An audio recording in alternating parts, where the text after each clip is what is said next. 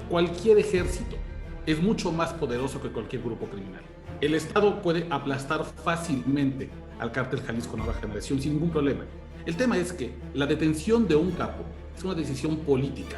Esos videos que hacen en donde aparecen los que llaman monstruos, que son estos camionetas blindadas, son blindadas de manera artesanal. Cualquier tanqueta del ejército las rebana en un segundo. Detener al Mencho, si no tienes tú controlada la estructura en general, podría ser muy peligroso, porque en el pasado la detención de los cabecillas de los grupos de crimen organizado ha provocado una atomización. Esta red de complicidades, de intereses, de pactos de silencio que teje el crimen organizado y cuyo poder principal y donde está basado principalmente su poder está en el dinero. Hay una cantidad brutal de funcionarios públicos, de presupuestos, pero también de bancos, también de empresas que lavan dinero, de hoteles en Puerto Vallarta, por ejemplo, donde opera el Sapo, de una cantidad brutal de gente que se beneficia de la existencia del crimen organizado. A pesar de que Chapo Guzmán era un tipo muy perseguido, muy vigilado, los creadores de Pegasus NSO Group, esta empresa israelí, presumen el gran argumento de ventas, y esto es muy importante, el gran argumento de ventas de NSO Group para demostrar la eficacia de Pegasus. Es decir, que desde 2011 tenían al Chapo bien vigilado con Pegasus. Y si le buscas, el crimen organizado está en Wall Street, está en la City de Londres, está, o sea, los grandes ganones de todas las operaciones criminales que hay en el mundo, criminales y también terroristas y de represión, están en Suiza, están en Luxemburgo, están en Panamá. En realidad los cárteles de las drogas, conforme hemos visto que han ido modificando sus comportamientos, se parecen mucho menos a cárteles y se parecen más a empresas criminales. Y digo empresas criminales porque este concepto nos permite hablar de otro tipo de responsabilidades, de los banqueros, de los políticos.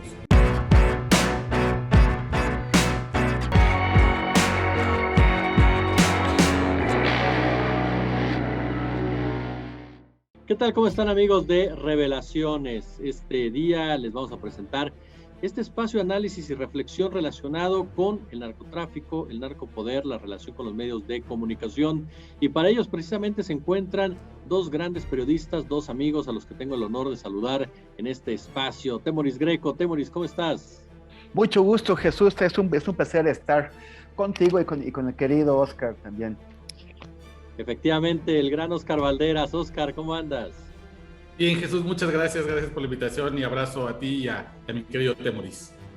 Oigan, pues yo la primera pregunta que les haría en este marco de todo lo que he estado discutiendo es sobre el cártel de Jalisco Nueva Generación, sobre este grupo encabezado por este sujeto apodado el Mencho.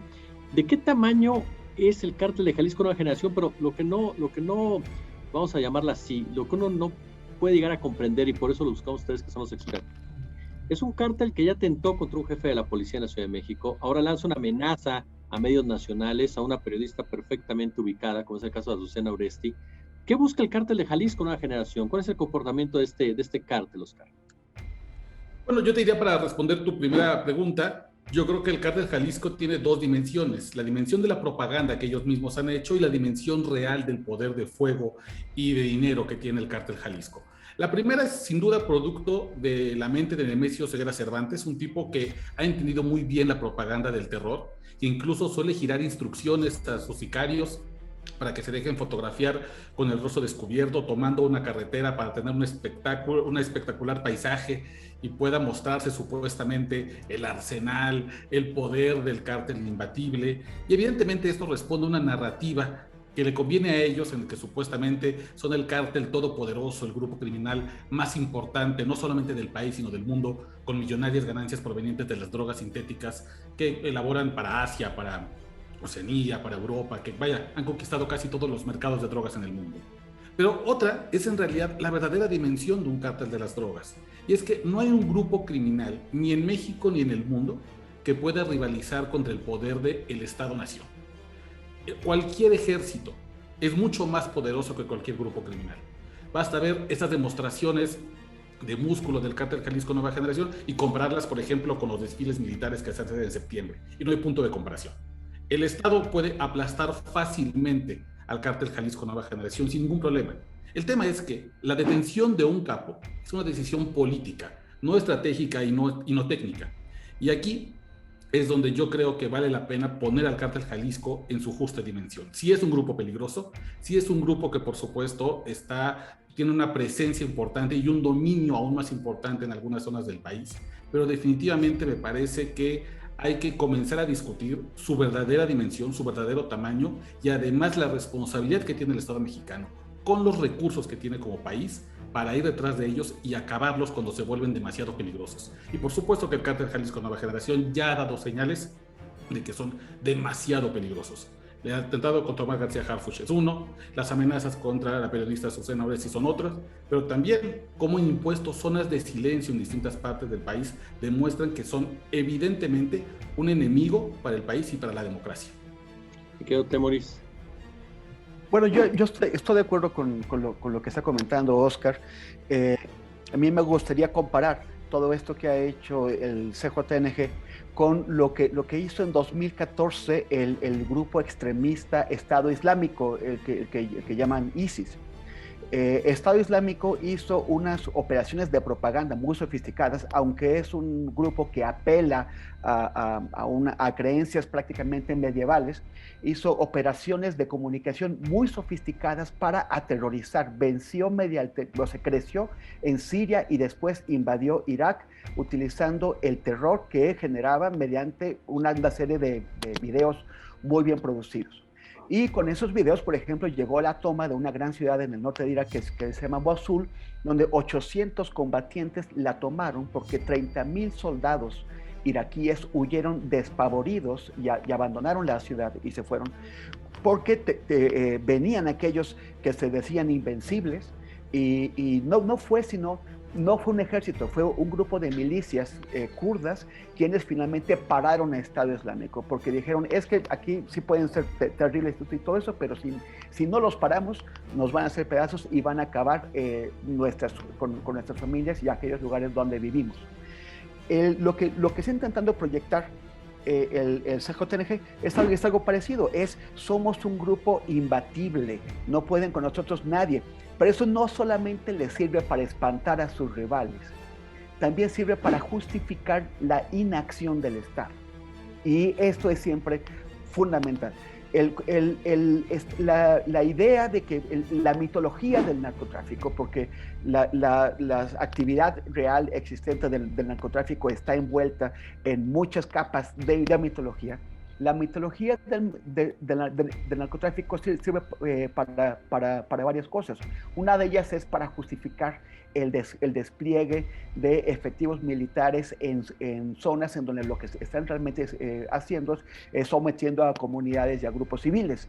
Sirve para justificar enormes presupuestos dedicados a la seguridad. Sirve para que no haya una supervisión sobre cómo se aplican esos presupuestos.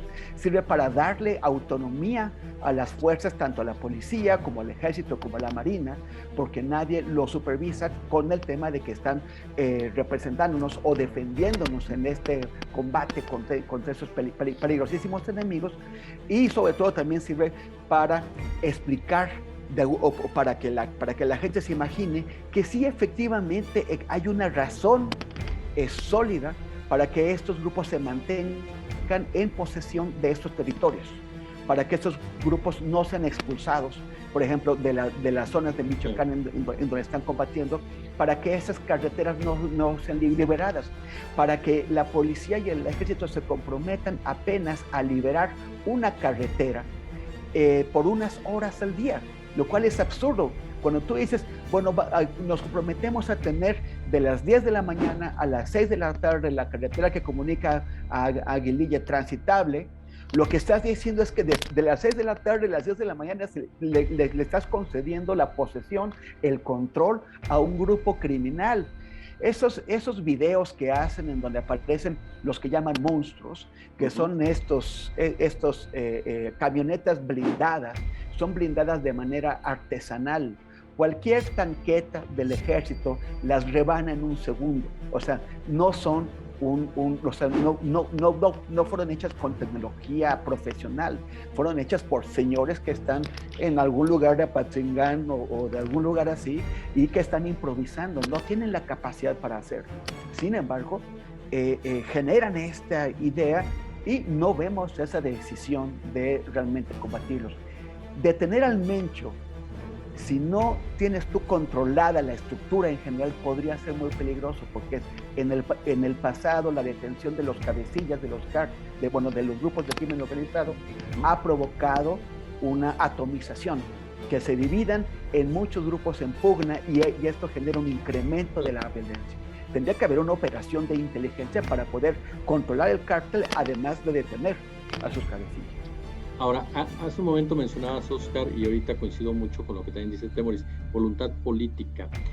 Si pensamos en un momento dado que, y lo hemos comentado en otras ocasiones, que los cárteles son parte de un Estado, como por ahí dijo en alguna ocasión Miguel Ángel Félix Gallardo, ¿a quién le responde este cártel de Jalisco Nueva Generación? ¿Cómo aparece el cártel de Jalisco Nueva Generación en este escenario?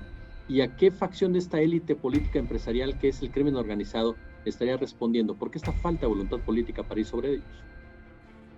Mira, yo creo, Jesús, que hemos pasado de esta expresión que le decíamos la ausencia del Estado a la omisión del Estado. Y creo que eso explica en buena parte por qué el cártel Jalisco Nueva Generación ha crecido de manera tan rápida. Hay presencia del Estado en Jalisco, que es donde los últimos informes de inteligencia del gobierno federal ubican a Nemesio Ceguera Cervantes. Definitivamente sí. Déjame ponerte un ejemplo. En el último año y medio, el gobierno federal ha construido e inaugurado 140 cuarteles de la Guardia Nacional, 140, y 30 ya están operando actualmente en Jalisco.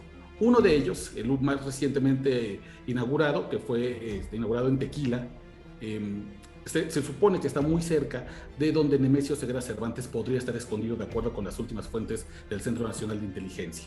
En total, la Guardia Nacional tiene desplegados en todo Jalisco 6.500 efectivos. 6.500 efectivos para un estado del tamaño de Jalisco sería suficiente para poder neutralizar cualquier tipo de intento del cártel Jalisco Nueva Generación por rescatar a Nemesio Ceguera Cervantes en caso de una detención, para incluso poder suprimir la violencia que podría generarse después de su arresto, incluso para detener a la mano derecha de Nemesio Ceguera Cervantes, un tipo que le dicen el Sapo, que aseguran que es el número 2 y que es incluso más violento que el propio Mencho. Sin embargo, nada de eso en realidad se está reflejando ni en las calles, ni en la seguridad que perciben los ciudadanos en Jalisco. La mayoría te va a decir que incluso la percepción de violencia ha ido creciendo, y ese es justamente el problema. Hay presencia del Estado, hay cuarteles de la Guardia Nacional, hay 6.500 gendarmes que superan sin ningún problema cualquier tipo de ejército de sicarios que pueda tener el Mencho. Sin embargo, no están respondiendo a los intereses de la gente, más bien responden justamente a lo que tú comentas, esta red de complicidades, de intereses, de pactos de silencio que teje el crimen organizado y cuyo poder principal y donde está basado principalmente su poder está en el dinero. Hay una cantidad brutal de funcionarios públicos, de presupuestos, pero también de bancos, también de empresas que lavan dinero, de hoteles en Puerto Vallarta, por ejemplo, donde opera el Sapo, de una cantidad brutal de gente que se beneficia de la existencia del crimen organizado, y a ellos responde justamente digamos que no puedan detener o que el Estado sea incapaz de detener a Nemesio Ceguera Cervantes. Los últimos informes además avisan que Nemesio Ceguera Cervantes es un hombre bastante enfermo ya, una salud bastante disminuida, incluso ha tenido que construir sus propios hospitales en zonas boscosas en Jalisco para que médicos que están ya sea secuestrados por el cártel Jalisco Nueva Generación o que trabajen voluntariamente con ellos puedan atenderlo de manera privada. Sí, es un hombre que no representa un poder real comparado con el poder que tienen las instituciones en México. Entonces simplemente se ha elegido, y este gobierno así lo ha elegido por medio de la estrategia de abrazos no balazos, no hacer una confrontación directa con los grupos del crimen organizado. Sin embargo, creo que lo que pasó con esta amenaza que lanza Nemesio Ceguera Cervantes a varios medios de comunicación, me parece que es una oportunidad que el gobierno federal no puede dejar pasar. Aquí el cártel Jalisco Nueva Generación le da casi un pase al presidente Andrés Manuel López Obrador para que salde deudas me parece que son 3 temas de los cuales cogea la administración federal. Uno es el combate frontal al crimen organizado, otro es la relación con los medios y la defensa de la libertad de expresión, y el tercero, el despliegue estratégico de la Guardia Nacional para que no volvamos a hablar de ausencia del Estado ni omisión del Estado, sino presencia del Estado y presencia efectiva. ¿La medallita del Mencho, Temoris? ¿Cómo sería esto? Sí, sería la medallita de la Cuarta Transformación ubicada al Mencho, de tener al Mencho, que como bien comenta Oscar, en un momento dado, pues sería ahí un trofeo, ¿no? Un personaje que ahí está, como hoy por hoy narrado, descrito como el más violento, como el más peligroso, y que a final de cuentas la Cuarta T da este golpe directamente al narcotráfico. Bueno, a mí me parece que la única medalla que se pueden colgar es una reducción real de la violencia. Y esta reducción real, como comentamos hace un rato, no se podría conseguir mediante el descabezamiento generalizado y responsable de los grupos del crimen organizado, porque generas más violencia. Quitas al Mencho y tienes una pugna interna que conduce a más violencia entre sus lugartenientes para ver quién queda en su lugar. Y también lo de otros grupos del crimen organizado que verán la oportunidad para atacarlo. Ahora, siempre la pregunta es, ¿tenemos la inteligencia real para poder asegurar que el Mencho es el jefe que tiene ese grupo, o es la cara que ese grupo está dando y hay otros que en realidad están dando las órdenes? Recuerda que con mucha frecuencia hemos tenido a figuras del poder político y del poder económico que realmente son los que están detrás de los grupos paramilitares que se dedican a diversas actividades, no solamente al narcotráfico, y que no dan la cara. Y que incluso pueden aparecer en medios de comunicación pidiendo que se detenga a aquellos que dan la cara.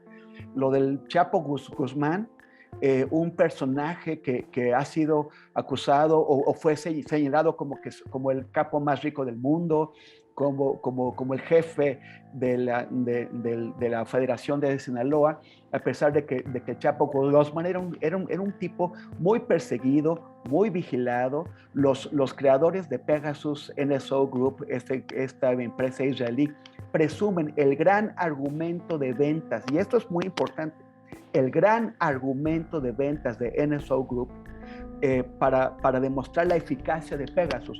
Es decir, que desde 2011 tenían al Chapo bien vigilado con Pegasus, que cuando estuvo antes de su segunda fuga, cuando estuvo preso, él usaba teléfonos que él pensaba que no habían sido detectados y que en realidad estaban infectados, intervenidos con Pegasus. Las conversaciones románticas que sostuvo con Kay del Castillo fueron interceptadas a través de Pegasus, y era un tipo que anda buscando a figuras del cine famosas para que le hagan su película, que anda romanceando, que anda huyendo, todo eso. No es una persona que pueda llevar las operaciones tan delicadas de un grupo como la Federación de Sinaloa. Pero sin embargo, durante mucho tiempo se dijo, él es el jefe. El Mencho es el jefe. Tendríamos que tener operaciones de inteligencia confiables para asumir que realmente esto sea así. Entonces, lo primero es preguntarnos si esto realmente ha ocurrido con todo el tema, o sea, regresando a lo del espionaje. El presidente no dice, en México no hay espionaje político. En México dice, en México se acabó el espionaje. Pero el Estado sí necesita espionaje, sí necesita Pegasus, sí necesita esos instrumentos. Lo que pasa es que tiene que controlar.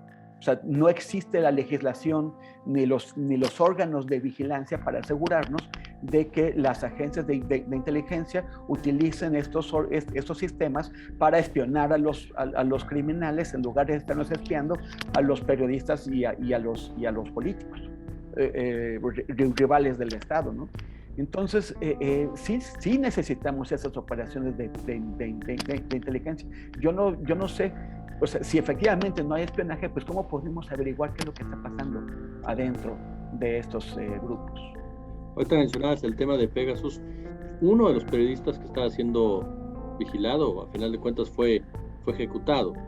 La penetración precisamente del espionaje político, el espionaje hacia los medios de comunicación, el espionaje en este caso concretamente con los criminales, convierte al Estado mexicano, mi querido Oscar, en el gran hermano, lo convierte en este personaje que está pendiente de todo ello.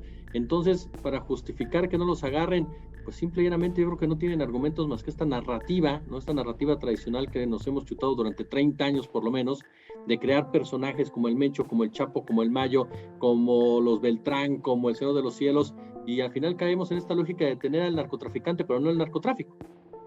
Sí, la narrativa de este capo, mente maestra, pata de palo, parche en el ojo, todopoderoso, que todo lo observa, que es el villano con la mente más inteligente y más sagaz, me parece que abona la justificación justamente de violaciones de derechos humanos como el espionaje, la intervención ilegal de comunicaciones privadas, los grandes presupuestos armamentistas, la necesidad de imponer toques de queda, claro, todo eso lo hemos visto.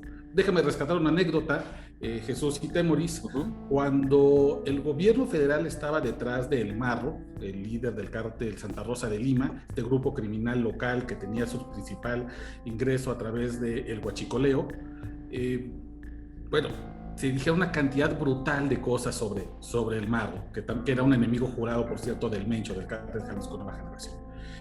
Y prácticamente lo hacían ver como si fuera el hombre más inteligente del mundo, como este cerebro detrás de una operación criminal muy sofisticada, que habría puesto incluso de rodillas al cártel hegemónico más poderoso del país. Y hablaban incluso de que El Marro tenía una gran cantidad de antenas de telecomunicaciones en su mansión ahí en Juventino Rosas, un municipio muy cercano a Celaya, y que tenía una cantidad de operadores financieros y contadores que hacían negocios en Asia.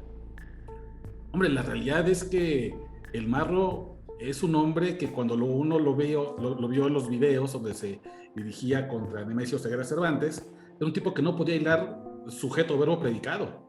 Tremendamente básico, que no podía hablar sin decir una grosería atropellada cada 3 palabras. Incluso hay una anécdota sobre El Marro, decían que él se comunicaba únicamente por WhatsApp con sus aliados, porque mandaba notas de voz, porque el tipo ni siquiera sabía leer ni escribir. Y supuestamente este hombre, que no sabía ni siquiera ni leer ni escribir, que no podía ni siquiera firmar con su nombre, que no llegó ni a segundo de primaria, de repente el gobierno mexicano le cuelga todos estos atributos de mente maestra, de genialidades, que supuestamente justificaban entonces el despliegue de grandes presupuestos, de grandes despliegues policíacos para poder supuestamente pacificar Guanajuato. ¿Y qué pasa? Después de que cae este hombre supuestamente mente maestra del Marro el 2 de agosto, la violencia en Guanajuato no solamente no se ha contenido, sino que ha crecido y se ha derivado hacia otro tipo de mercados ilegales como la trata de personas. Así que sí, efectivamente, estas narrativas de los grandes capos son propaganda, pero también es cierto que sí son peligrosos, que sí hay que detenerlos, que sí hay que ponerles un alto, porque se juega mucho y se juega la vida, no simplemente los que estamos aquí opinando desde la Ciudad de México o desde las comunidades y los privilegios que tenemos. Se está jugando la vida de muchos colegas periodistas que están intentando retar estas zonas de silencio, que están jugándose todo el tiempo la vida y que para ellos efectivamente representa su detención o no una cuestión de vida o muerte. Y la detención no simplemente de una persona, sino de toda la estructura, del ataque a realmente el corazón de estos grupos criminales que sí han logrado poner de rodillas a gran parte de la región, de muchas regiones de este país. Temoris, el crimen organizado, entendiendo el crimen organizado cuando hablamos de políticos, empresarios, el propio narcotráfico, los cárteles como operadores, es el gran depredador de la libertad de expresión en este país. ¿De dónde vienen estos principales ataques? ¿De los políticos? ¿De los narcos? ¿Son ellos los principales depredadores?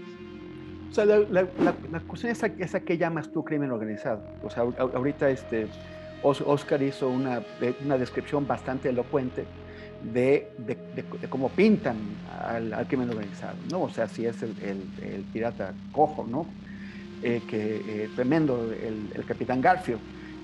Cuando en realidad el crimen organizado, pues mira, si le buscas, el crimen organizado está en Wall Street, está en la City de Londres, está, o sea, los grandes ganones de todas las operaciones criminales que hay en el mundo, criminales y también terroristas y de represión, están en Suiza, están en Luxemburgo, están en Panamá.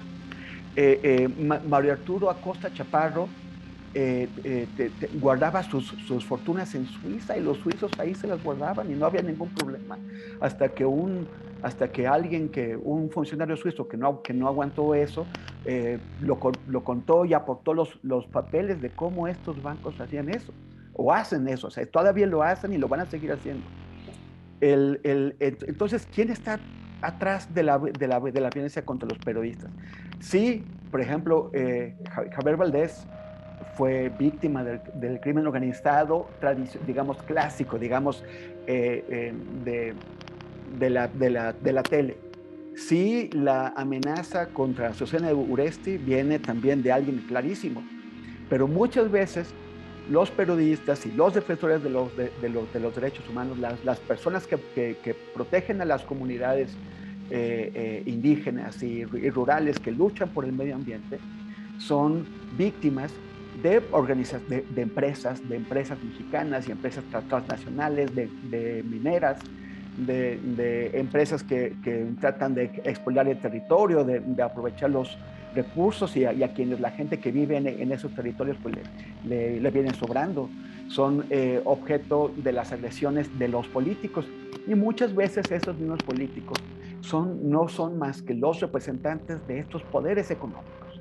O sea, el crimen organizado, o sea, otra parte del tema del mito del narcotráfico es que permite enfocar la atención de la gente, la atención de la población en estos criminales espectaculares, cuando en realidad están saqueando al país por otro lado, lo están saqueando estas grandes empresas, lo están sacando aquellas empresas que pretenden transportar gas a lo largo del país o hacer fracking.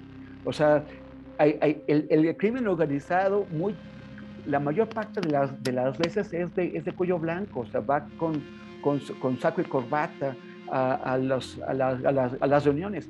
Y es ese crimen organizado el que no le gusta. Muchas veces lo de la reacción del Mencho, si es que realmente es el Mencho, si el tipo se identifica con nombre y apellido, ¿por qué está encapuchado? O sea, eso es una cosa muy rara. Pero bueno, si es que realmente su reacción demuestra pues una piel muy fina, porque normalmente el capo conocido, el criminal conocido, ya es el criminal conocido.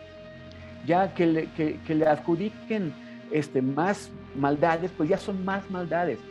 Los que realmente reaccionan contra los periodistas y las periodistas son aquellas personas aparentemente decentes, aparentemente respetables, las que se presentan en medios de comunicación y van al Congreso y van a las comidas y que no quieren que sus actividades criminales o su vinculación con el crimen organizado sea puesta al descubierto. Y entonces ahí tienes, o sea, como te digo, desde personas en grandes empresas hasta personas muy respetables de la política que están en todos los partidos. Claro. Oscar. Sí, yo coincido con esa parte y además cómo tenemos que ir además hablando de nuevas categorías cuando hablamos de crimen organizado. Yo digo, ojalá pronto lleguemos a interiorizar el concepto de crimen institucionalizado, que describe muy bien lo que dice Temoris. En realidad, hay que ser muy ingenuo para pensar que alguien tan básico como el Marro podía dirigir una organización criminal con miles de millones de pesos en ganancia, distribuyéndolos por bancos y por inversiones inmobiliarias y turísticas, cuando el tipo no sabía ni siquiera leer ni escribir. Por supuesto que había intereses cruzados, y lamentablemente muchas de las investigaciones o la inteligencia criminal se detiene únicamente en el efecto de golpe de lo detuvimos, aquí está la presentación y aquí se acaba. También me parece que hay que empezar a hablar de que en realidad los cárteles de las drogas, conforme hemos visto que han ido modificando sus comportamientos, se parecen mucho menos a cárteles y se parecen más a empresas criminales. Y digo empresas criminales porque este concepto nos permite hablar de otro tipo de responsabilidades, de los banqueros, de los políticos, de incluso percibir a los cárteles de las drogas como espacios que tienen incluso un área de recursos humanos, un área de contrataciones, un área de comunicación social, donde tienen incluso personeros cuya única función es mantener una relación de sometimiento, pero también de entrega de dinero con representantes de los medios de comunicación. muchas veces a la fuerza, pero en otras ocasiones por conveniencia. Pero también son empresas criminales que tienen misiones, visiones, antivalores, objetivos de expansión, que tienen planes de cómo llegar a nuevos mercados, cómo arrebatar nuevos mercados, cómo hacer tratos con grupos rivales para convertirlos en aliados, cómo crear incluso franquicias. ¿Por qué el Cártel Jalisco Nueva Generación supuestamente puede tener presencia en prácticamente las 32 entidades del país? Vaya, pues porque han implementado una especie de franquicias de modelo en el cual permiten que otros grupos pequeños que están en otras entidades donde ellos no tienen realmente presencia puedan, a través de un pago de una pequeña comisión, nombrarse como si fueran Cártel Jalisco Nueva Generación para poder cometer extorsiones, secuestros, homicidios, y que entonces el apellido del Mencho pese en la propaganda del terror para que puedan llevar a cabo sus objetivos. Creo que a la medida que empecemos a poder avanzar sobre estos conceptos, vamos a poder entender mejor qué es el crimen organizado, cómo se comporta y cuáles son las estrategias modernas, actuales, con inteligencia criminal, inteligencia financiera, que sí pueden pararlos o que nos pueden dar como país una mejor oportunidad para librarnos de este cáncer. Pero mientras sigamos pensando que el Mencho es el todopoderoso, que el Cártel Jalisco Nueva Generación es imbatible, que el Chapo Guzmán efectivamente es la mente maestra y es el Hannibal Lecter, pues entonces no vamos a llegar a nada, seguiremos haciendo diagnósticos anticuados y equivocados, y quienes van a terminar sufriendo lamentablemente la falta de un diagnóstico adecuado y preciso va a ser la gente que está metida en estas zonas de silencio. Tengo 2 minutos para cada uno, para las conclusiones. Voy a repetir contigo, Oscar, para cerrar con Temoris, porque abrimos contigo la charla. La relación del narcotráfico con los medios de comunicación, ¿cómo la defines? Yo creo que es una relación perversa que lamentablemente se ha extendido principalmente por miedo en muchas de las zonas y en otras por conveniencia. Pero te diría que, y en este tema yo creo que Temoris es mucho más experto que yo, la mayoría de las veces cuando hablamos de esta relación entre medios y crimen organizado o empresas criminales por conveniencia, no estamos hablando de los reporteros de a pie. Y no por una romantización de los colegas periodistas, sino porque realmente esos tratos ocurren en estos empresarios de medios que, como bien comenta, llegan con traje, con corbata, se sientan en las comidas con los representantes del poder y terminan traicionando los ideales del periodismo a cambio de unos pesos. Y muchas veces se les revierte este tipo de tratos. Creo que la crisis de medios que lleva mucho tiempo y que además creo que tal vez nunca hemos salido realmente de una crisis, sino que simplemente hemos mutado de versiones a otras. Creo que representa una oportunidad para que nos replanteemos cómo podemos sacudirnos esta relación perversa que tenemos y cómo irla exhibiendo. Me parece que ha habido intentos, trabajos colectivos, me parece que es una salida, el financiamiento por parte de grupos extranjeros que ven el periodismo mexicano como una salida ante estas zonas de silencio y zonas de oscuridad, me parece que es otra. Y ahí estamos intentando definir el camino, básicamente mientras la guerra contra las drogas sigue avanzando y va cumpliendo cada vez más años. Pero contigo, Temoris. Es una cuestión de la idea, tanto en medios de comunicación como en partidos políticos, o sea, por ejemplo, en campañas, es que habría este intento de penetración del narco, ¿no? O sea, como el narco siempre está ahí para que le eche la culpa de todo. Cualquier cosa que no quieres entender, que no quieres que se explique, le puedes echar la culpa al narco. Y se va a aceptar. Y tú ves que los medios dicen, sí, pues fue el narco. Y otros políticos dicen, sí, pues fue el narco. Entonces ya la sociedad se queda con esa idea. Cuando en realidad tú ves, dices, ¿realmente está penetrando el narco desde fuera? Realmente, por ejemplo, Saúl Beltrán, que diputado del PRI, alcalde de San Miguel Totolapan en Guerrero, ¿llegó de fuera o fue un personaje creado con el PRI, con patrones adentro del PRI, como parte del PRI? O sea, tú puedes formar tu propio partido político. O sea, no necesitas penetrarlo. Tú puedes crear facciones que lleguen a dominar los grandes partidos políticos. Y lo mismo ocurre con los medios. O sea, tú puedes poner tus medios, puede ser que los reporteros ni se enteren de para quién están trabajando, o los dueños de los medios pueden estar totalmente metidos hasta acá en operaciones criminales, en operaciones del crimen organizado, que por supuesto se van a asegurar de que el medio protejan, que no solamente no las toquen, sino que las protejan. Y entonces ahí no solamente hablamos de medios locales, porque finalmente el mayor grupo de crimen organizado, pues fue el que formó Carlos Salinas de Gortari, que se repartió las empresas públicas del país, o sea, con esas privatizaciones hechas a modo. Eso es crimen bien organizado, crimen con altura de miras. Entonces, o sea, hay que también, o sea, evitar que nos distraigan, ¿no? Y enfocar. A mí me gusta mucho este concepto que propone Oscar de crimen institucionalizado. Porque son las instituciones las que se convierten en brazos ejecutores de la voluntad de estos grupos criminales, de grupos de crimen organizado. Ve el FOBAPROA, qué manera de saquearnos, de saquear a un país, no en un instante, no es un robo en la calle, en la noche, en la oscuridad. Fue un robo a mano armada que va a durar 75 años, nos vamos a morir. Tal vez Oscar, con ganas y suerte, llegue al momento en que hayamos terminado de pagar el FOBAPROA. Entonces, sí, ¿no? Yo quiero agradecerle a los dos, de verdad, esta interesante charla leccionadora en muchos sentidos. Saben perfectamente lo que los admiro, los respeto y los aprecio. Y de verdad, muchas gracias, mi querido Temoris, por estar en Revelaciones. Es un gustazo y un abrazo para los dos. Oscar, muchas gracias, mi hermano.